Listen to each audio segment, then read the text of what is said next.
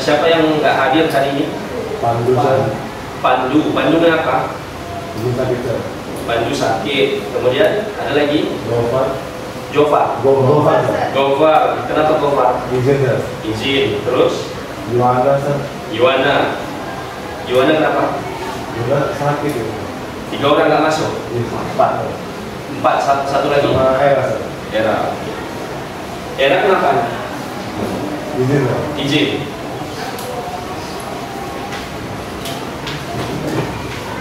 Oke, gimana kabarnya? Alhamdulillah. Udah pada makan? Sarapan apa? Lontong, nasi. Minggu lalu kita kan udah membahas tentang KA, cuman belum tuntas.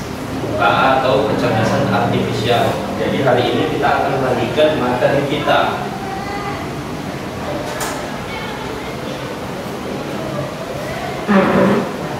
Oke, yang pertama, apa itu kecerdasan artifisial? Memahami konsep dasar dan aplikasinya dalam kehidupan sehari-hari. Oke, kita akan membahas lebih lanjut apa itu kecerdasan artifisial. Perhatikan baik-baik ya, simak. Pertama, pengenalan kecerdasan artifisial. Kecerdasan artifisial atau kalau di Indonesia kan KA itu artinya kecerdasan buatan, adalah teknologi yang membantu manusia dalam banyak aspek kehidupan seperti asisten virtual dan kendaraan otonom. Memahami KA penting masa depan digital yang lebih baik. Kita lanjut untuk slide berikutnya. Definisi kecerdasan artifisial. Kecerdasan artifisial atau disingkat KA. Kalian harus ingat itu singkatnya KA. Kalau bahasa Inggrisnya itu AI, Artificial Intelligence. Kalau Indonesianya KA, kecerdasan artifisial. Adalah teknologi yang mampu meniru kemampuan berpikir manusia dalam menyelesaikan masalah. Ini pastinya kalian sudah sering menggunakan KA. Kira-kira KA apa yang sering kalian gunakan? Apa? Nama? Chat, GPT. Terus DeepSeek, ada lagi Cici. Cici kamu gunakan untuk apa ya? Oh, untuk membahas soal-soal itu pakainya Cici. Terus kalau tahu kalian Meta? Di mana itu Meta? Di Instagram ada, di WA pun ada itu kan? Itu termasuk KA juga atau AI. Kalian lebih gampang menyebutnya AI ya? Oke, kita lanjut. Contoh nyata kecerdasan artifisial dalam kehidupan sehari-hari. Yang pertama, asisten virtual, membantu menjawab pertanyaan dan mengatur jadwal. Pernah pakai yang ini? Yang nomor 1? Contohnya si Angel itu tadi pakai apa? Angel? Cici, membantu menjawab pertanyaan. Kalau untuk mengatur jadwal ada? Pernah pakai? Pernah? Itu gimana orang kamu mau ini?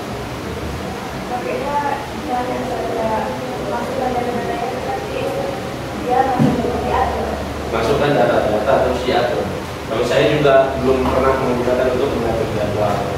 Tapi kalau membantu menjawab pertanyaan mungkin sering ya. Ada di Meta, ada soal susah dipahami kita tanya, atau di DeepSeek atau di ChatGPT. Kita lanjut yang nomor 2, rekomendasi konten. Menyediakan saran film atau musik berdasarkan preferensi. Ini ngerti maksudnya? Nah, coba ngerti apa maksudnya?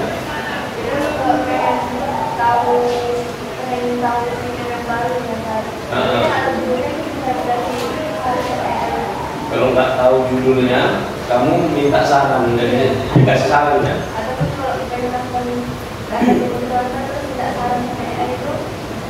Oh iya.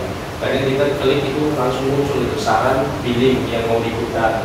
Ataupun biasanya kalau kalian sering nengok YouTube, itu tontonannya itu kan berdasarkan selera kalian kan. Makanya YouTube itu memahami apa selera kalian. Kalau kalian suka melihat tentang masak-masak, itu pasti nanti berandanya penuhi dengan masak-masak. Iya benar, iya enggak? Iya kan? Kalau suka olahraga pasti beradanya penuh dengan olahraga. Oke, kita lanjut yang ketiga, penyunting teks otomatis, memperbaiki tata bahasa dan ejaan dalam teks. Siapa yang pernah gunakan ini? Belum pernah. Misalnya kalian ada teks ini, teks dari guru ataupun dari teman, kemudian teks itu nggak teratur tata bahasanya, kemudian bahasanya juga nggak baku. Dengan penyuntingan teks otomatis ini, itu nanti kita perintahkan aja, tolong perbaiki tata bahasanya sesuai dengan kaidah ejaan bahasa Indonesia, itu nanti dibuatnya dan bagus hasilnya. Oke, kita lanjut ya. Cara kerja kecerdasan artifisial. Cara kerjanya AI atau KA itu gimana, Pak?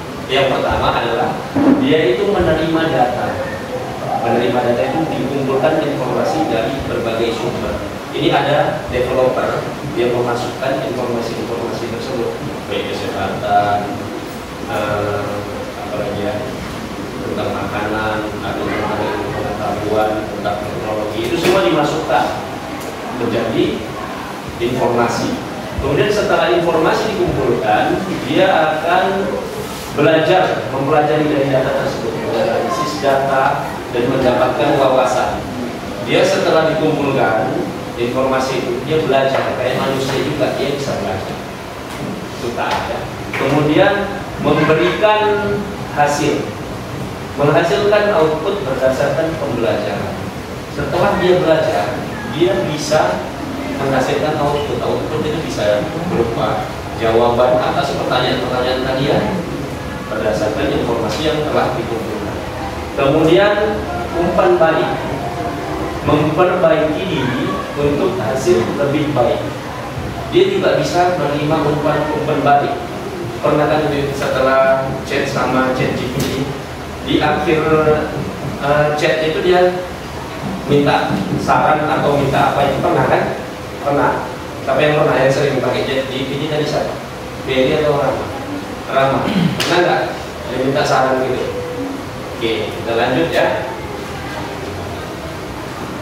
Kolaborasi manusia dan kecerdasan artifisial. Apa maksudnya kolaborasi? Kerja sama. Berarti kerjasama manusia dan kecerdasan artifisial. Kok bisa dia kerja sama? Maksudnya ini. Nah, contohnya guru membantu dalam proses pembelajaran dan pengajaran.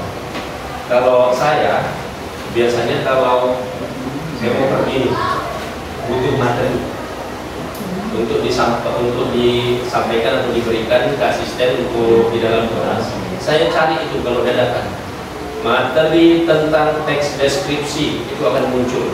Setelah itu saya minta buatkan 10 pertanyaan berdasarkan materi teks deskripsi, itu akan dibuatkan secara cepat. Itu contohnya. Kemudian saya juga sering buat desain PowerPoint melalui Canva, itu bisa juga. Itu namanya kolaborasi. Kemudian seniman menginspirasi kreativitas melalui alat berbasis AI. Ini biasanya kalau Pak Wanto itu sering buat lagu-lagu, buat liriknya, kemudian masukkan ke KA tersebut, dimintanya buatkan lagu yang bergenre koplo atau DJ, itu akan dibuatkan langsung. Contohnya waktu yang kita putar di 17 Agustus itu kan ada lagu tentang SMA Pembangunan, itu buatnya dari KA, pakai KA. Kemudian dokter meningkatkan akurasi diagnosis dan perawatan pasien. Ini sudah diterapkan. Ada pernah ini 7 atau berapa dokter ahli, dia mendeteksi hasil ronsen pasien, dilihatnya. Mereka yang mendeteksi ini dianggapnya aman, tidak ada sel kanker. Ternyata setelah pakai KA itu mendeteksi, ternyata ada titik kecil, itu merupakan sel kanker. Dan setelah diteliti lebih lanjut, ternyata memang KA yang benar. Dokter menyatakan aman, KA tidak, KA yang benar. Jadi dia hasil diagnosanya lebih akurat. Oke, kita lanjut ya. Profesi di bidang KA. KA ini ada profesinya juga. Dia ada sebagai data scientist. Dia bisa mengolah dan menganalisa data besar. Kemudian AI developer, dia membangun dan mengembangkan sistem AI. Kemudian AI ethics specialist, mengawasi aspek etis kecerdasan artifisial. AI researcher, meneliti dan mengembangkan teknologi AI baru. Ini kita sekilas saja. Oke, pesan penting. Kecerdasan artifisial sebagai alat bantu dalam kehidupan. Alat bantu KA mempermudah berbagai aktivitas sehari-hari. Ya udah jelas lah ya. Kita nggak bisa buat desain poster, tinggal minta KA, kita diberikan desain poster. Kemudian kita nggak bisa ciptakan lagu dengan KA, kita bisa ciptakan lagu. Banyak manfaat. Kemudian bisa salah, rupanya KA bisa salah. Pernah nggak nanya ke KA, rupanya jawabannya salah. Siapa yang pernah ngalamin jujur tangan?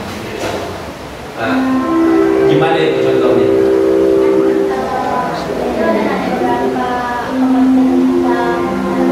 Nah, coba berdiri ya.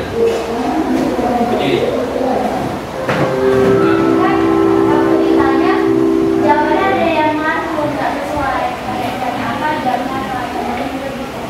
Oh, kamu pernah kesulitan mata pelajaran, terus tanya sama KA, rupanya jawabannya menurutmu ngelantur gitu.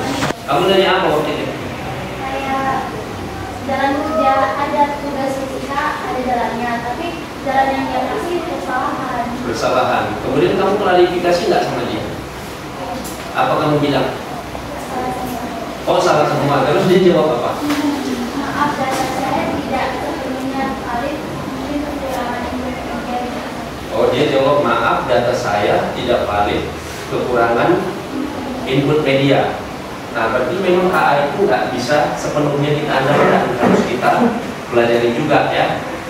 Jangan diterima mentah-mentah. Kemudian harus bijak. Penggunaan KA perlu pertimbangan yang matang. Kapan kita menggunakan KA? Jangan sikit-sikit pakai KA, sama kayak kalkulator. Kapan menggunakan kalkulator? Ketika memang hitung-hitungannya terlalu besar. Kalau 8 kali 5 janganlah pakai kalkulator. Itu akan melemahkan otak. Itu juga KA. Jangan sikit-sikit pakai KA. Kemudian pahami resiko. Kenali batasan dan potensi KA secara bijak. Harus bijak. KA ini ada resikonya. Ini kita akan ulas di pertemuan selanjutnya ya. Aktivitas sederhana untuk mulai. Grammarly, alat bantu untuk memperbaiki tata bahasa. Kemudian ChatGPT menghasilkan teks berdasarkan pertanyaan atau perintah. Kemudian yang ketiga, DeepSeek atau Canva membuat gambar dari teks yang diberikan. Di antara yang tiga ini, kalian pernah pakai yang mana? Grammarly Rahma, kamu pakainya untuk apa waktu itu?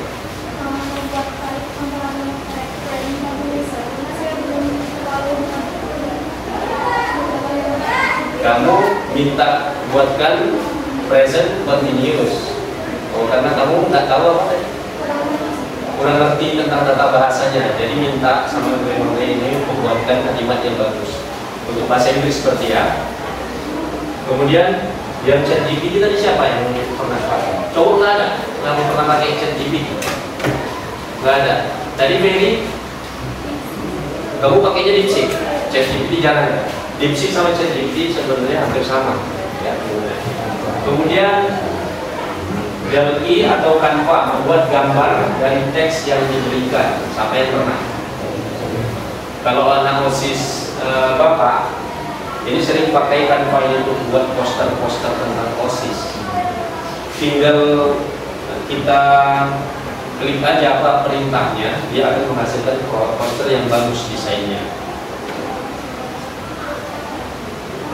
Dan ini nanti saya minta, ini saya sebut ini kelompok satu mana kelompok satu? Oke, kelompok 1, 2, 3. Kelompok 1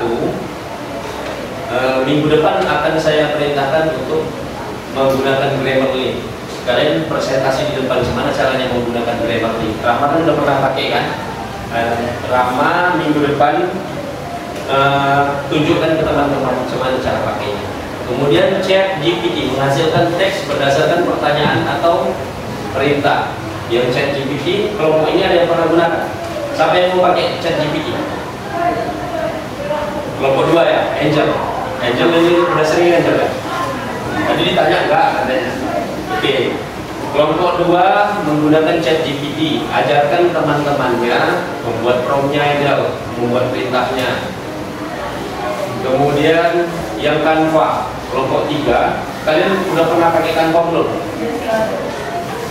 Udah. Nah, kamu Erna, kamu pakai Canva untuk ngapain?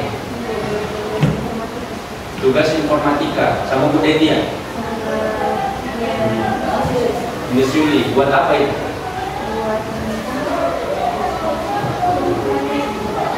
Tentang apa? Iya, pelajaran membuat apa, PowerPoint atau PowerPoint. Oke, kalian besok presentasi terangkan bagaimana cara menggunakan PowerPoint.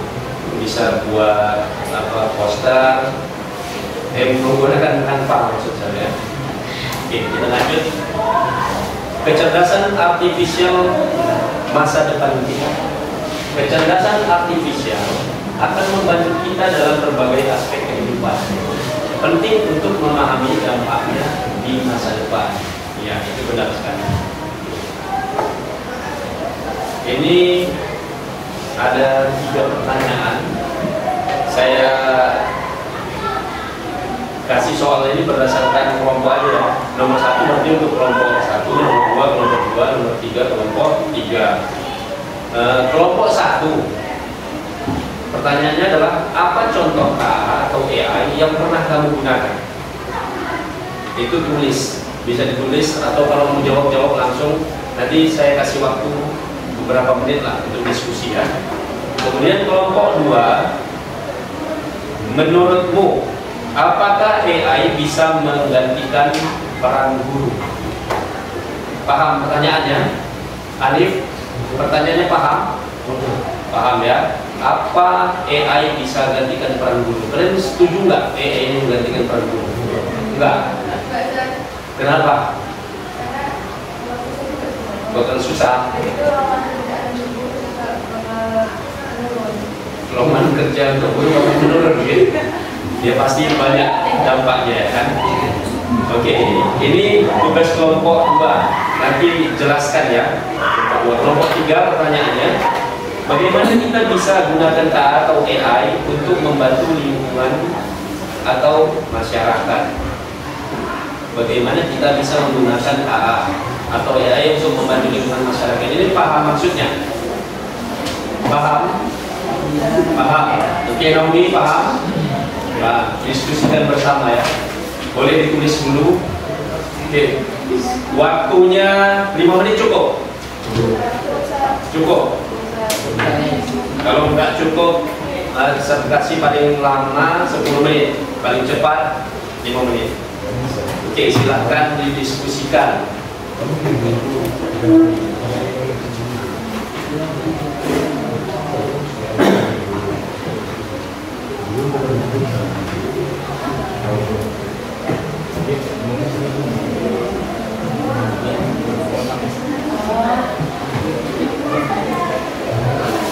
Tulis di kertas, tulis masing-masing kasih ini.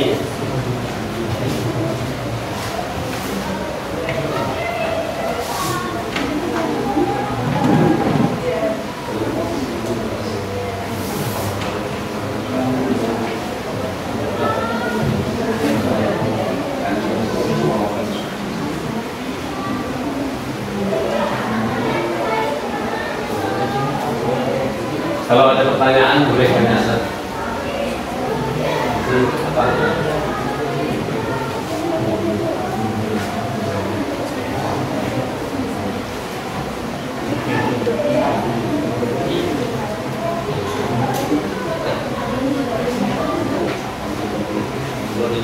bidang ini, bidang ini, ya.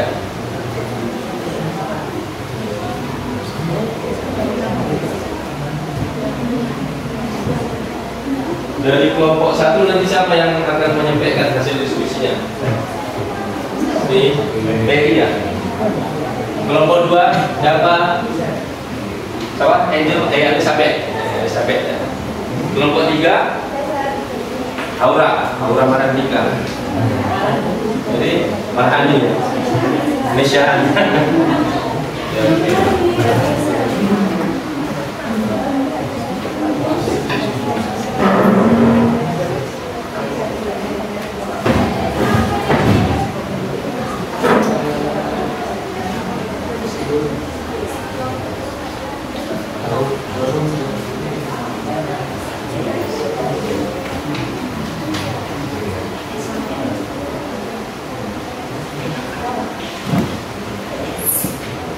Oke, ada yang udah siap? Boleh?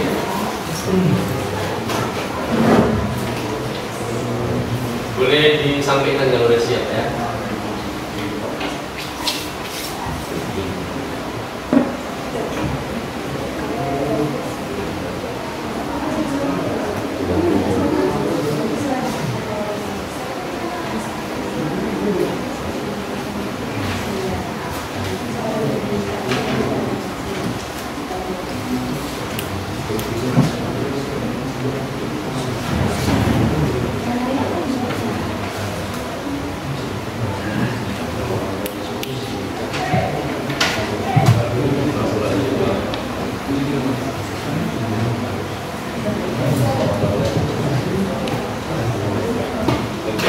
Kelompok 3 udah siap nih katanya.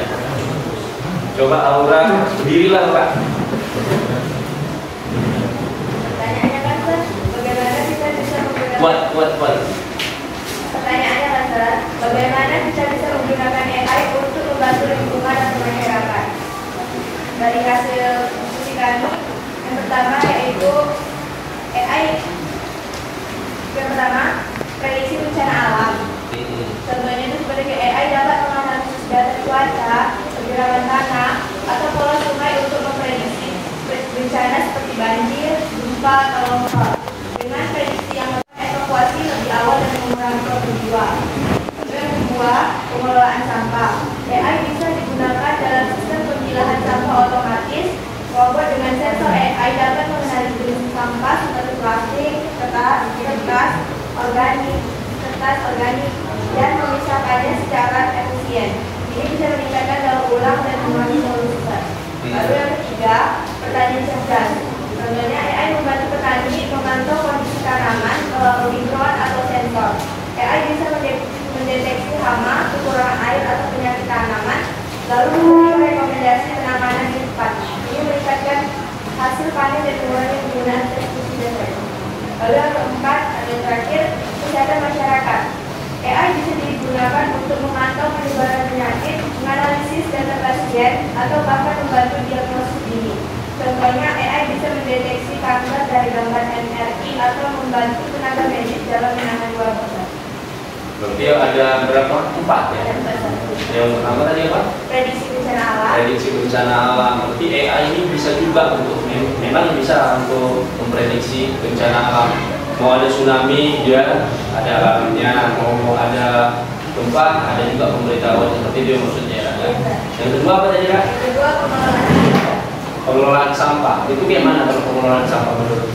Itu dia bisa kayak ada sensornya kan, kalau misalnya untuk yang organik sama non-organik sama anorganik itu bisa. Oh, memisahkan sampah-sampah kayak sampah daun, sampah plastik, sampah lain-lain gitu berdasarkan apanya ya, organik, anorganik sama non-organik. Lain jurusan IPA ya, pas lah cocok. Kemudian yang ketiga apa tadi? Pertanian cerdas. Pertanian cerdas itu di situ dia bisa mendeteksi, oh ini pohon ini misalnya daunnya kering ya, kering, kuning. Ini kenapa? AI itu akan bisa mendeteksi kemudian memberikan solusi. Oh inilah solusinya. Itu maksudnya tadi ya. Yang keempat, Kesehatan masyarakat. kesehatan masyarakat. Itu tadi yang mendeteksi kanker itu contohnya ya. Oke, bagus tadi untuk kelompok 3. Tepuk tangan untuk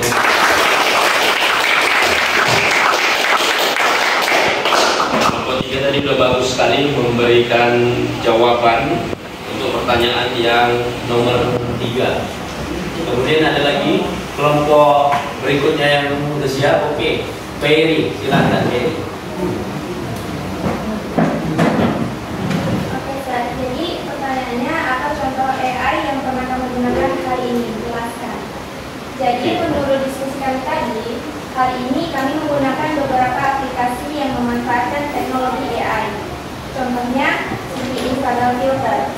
Biasanya ini dipakai untuk menambah efek pada wajah atau background secara real time. Oke, Instagram Filter biasa cewek-cewek ini suka itu kan pakai. Iya, Sir. Apa tujuannya pakai filter coba? Biar nutupin Biar kalau berminyak, hilang minyaknya, kalau warnanya agak pudar, lebih cerah, gitu kan. Kemudian apa lagi? Yang jerawat bisa jadi mulus. Oke, itu Instagram Filter tadi. Kamu sering pakai Facebook? seringnya kita. Sering TikTok, Instagram jarang, Facebook nggak pernah. Kenapa nggak pernah pakai Facebook? Nggak enak. Nggak ada pak? Nggak ada filternya Facebook? Ada, Sir. Ada. Ada sesuai dengan anak. Oh nggak sesuai selera sama anak kekinian. Oke, lanjut Mary. Selain itu kami juga memakai TikTok. Pakai TikTok. Ya, asisten Google Translate untuk mentranslate bahasa asing. Udah jelas ngerjain PR bahasa Inggris pakai itu kan, asisten Google Translate. Oke, terus. Dan tanpa kami sadari bahwa AI sudah menjadi kebiasaan kami sehari-hari. Oke. Ada lagi? Oke. Bagus ya jawabannya. Oke, tepuk tangan untuk. Oke.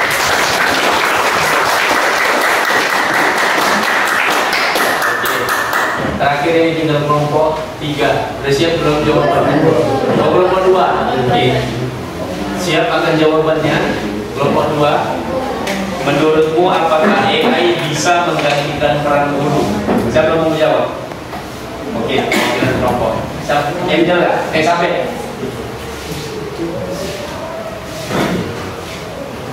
Menurut kami, Sir, AI tidak bisa sepenuhnya menjadikan peran guru di kelas. Meskipun AI memiliki banyak keunggulan, seperti kemampuannya menyediakan informasi dengan cepat, memberikan latihan soal, atau bahkan memantau perkembangan berbagai siswa, peran guru tetap sangat penting. Oke.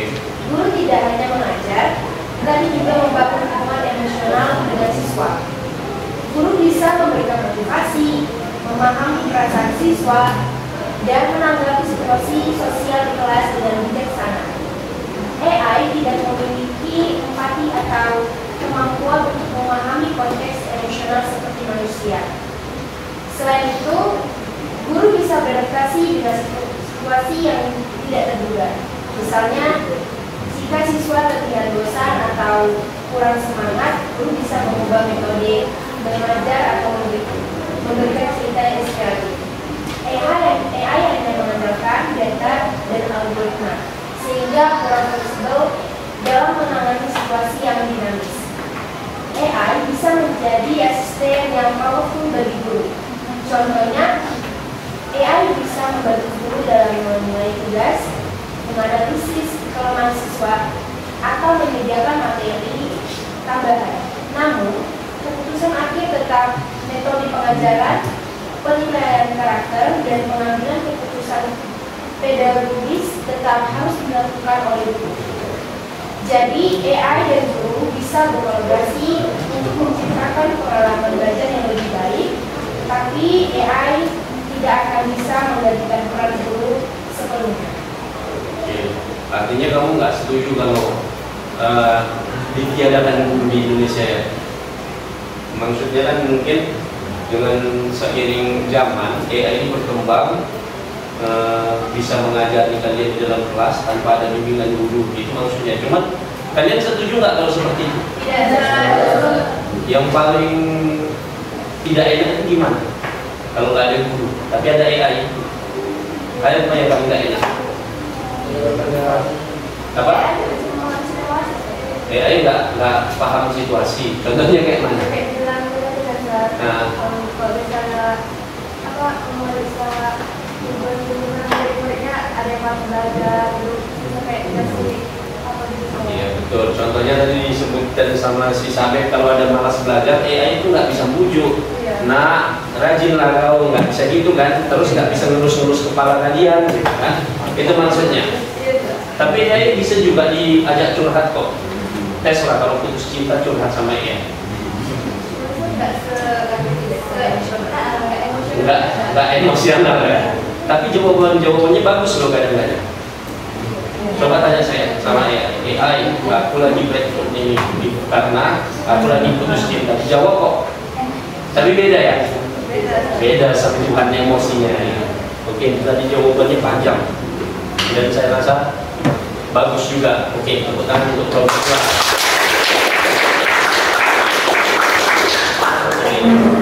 Jadi saya rasa kalian ini sebenarnya paham mengenai apa itu KA, dan malahan kalian sudah sering menggunakannya dalam kehidupan sehari-hari. Dan diskusi kelas tadi itu cerminan, jawaban kalian itu cerminan dari kemampuan kalian memahami dan menggunakan AI. Dengan jawaban kalian, saya bisa tahu kalian ini udah paham dan sering pakai AI atau KA. Tinggal itu harus dimaksimalkan lagi, terutama dalam memberikan perintah lebih detail.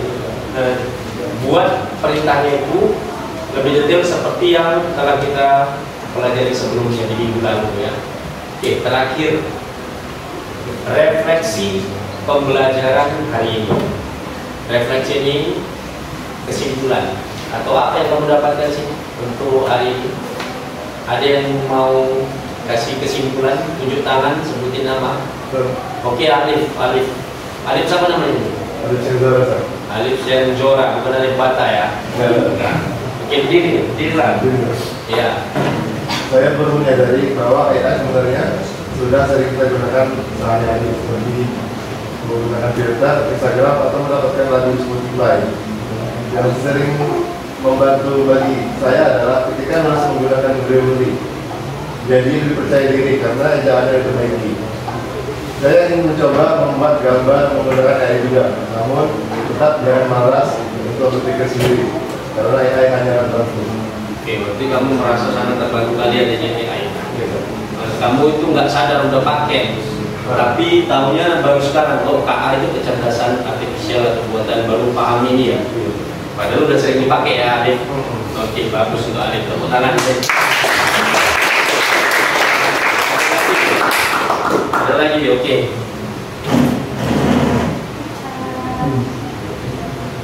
Dia pertama yaitu aplikasi kecerdasan buatan yang menarik. Jadi masih mencoba yang menarik bisa. Itu juga yang paling enak kita di AI bisa buat desain grafis, bisa buat foto segala macam dengan mudah.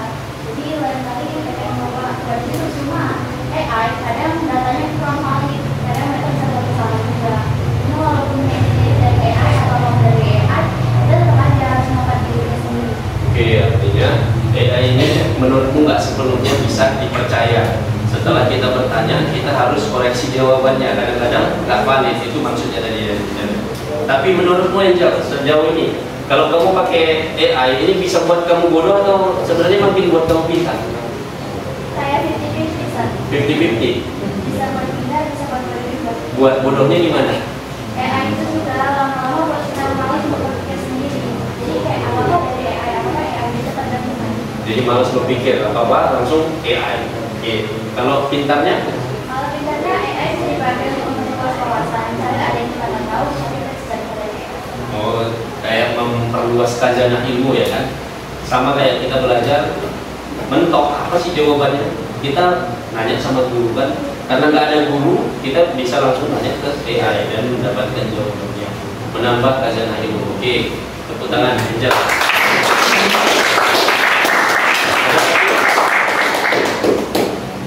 Oh, kira siapa? Naomi. Oke. Saya sangat menyukai bagian AI karena dapat membantu kita belajar, seperti membuat suara otomatis atau memberikan saran untuk menulis.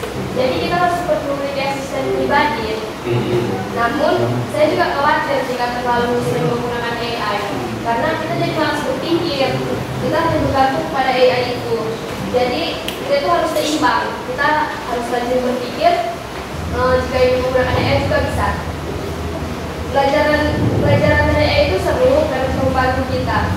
Jadi tahu bahwa teknologi AI sangat bermanfaat untuk kehidupan sehari-hari kita.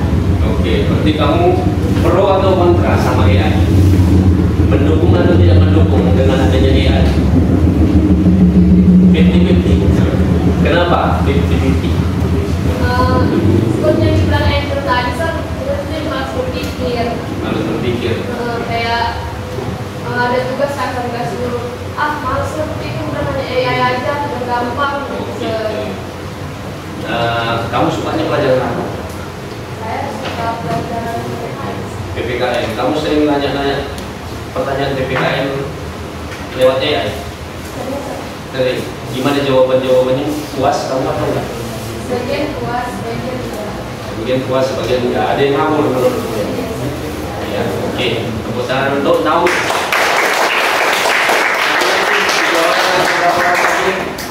Rahma. Rahma. Jadi awalnya saya kira AI itu cuma bisa digunakan untuk film futuristik. Tapi setelah mendengar penjelasan dari saya dan jawaban dari teman-teman, ternyata AI bisa terbiasa digunakan sekarang ini. Kayak menerjemahkan bahasa asing, lalu merekomendasikan film-film atau dokumentasi asal. Jadi karena itu saya ingin mencoba dan tertarik kayak untuk menggunakan tugas dan membuat presentasi. Tapi setelah itu saya harus memeriksakan kembali karena AI itu belum sepenuhnya benar. Intinya kamu sangat senang mempelajari KA, tapi di akhir kita harus cross check lagi kebenarannya, ya kan? Jadi kita juga nggak bisa menyerahkan sepenuhnya kepada AI. Kemudian apa yang project apa pertama yang ingin kamu buat setelah ini? Membuat apa pakai KA? Bikin kayak video pembelajaran. Video pembelajaran. Kamu udah pernah coba pakai KA apa sebelumnya pakai untuk buat video pembelajaran? Apa itu? Canva. Berarti buat PowerPoint. Selain itu belum ada, baru Canva aja. Jadi kamu setelah belajar ini apa yang mau kamu perluas? Canva ini kan selama ini untuk PowerPoint aja. Terus apa lagi yang pingin kali ini? Bikin kayak cerita pendek. Buat cerita pendek. Kamu pelajaran apa yang paling suka? Bahasa Inggris. Jadi cerita pendek pakai bahasa Inggris. Iya. Oke, baik sekali. Semangat untuk. Oke, terima kasih. Tadi kalian menyimak penjelasan saya. Saya tahu kalian menyimak karena kalian memberikan feedback atau refleksinya itu bagus-bagus. Artinya kalian paham sama penjelasan yang saya berikan. Mudah-mudahan dengan adanya KA ini kita bisa berpikir lebih kreatif lagi dan tidak menjadikan KA ini bumerang untuk kita jadi malas belajar. Kita pakai KA ini sebaik-baiknya untuk menuju generasi yang lebih cerdas dan unggul. Terima kasih. Tepuk tangan. Saya akhiri pembelajaran hari ini. Kita jumpa minggu depan. Jangan lupa tadi ada tugas yang saya berikan, kan? Masih ingat? Sebelumnya saya ingin minta maaf bila ada kesalahan dalam penyampaian. Assalamualaikum warahmatullahi wabarakatuh. Dan selamat pagi.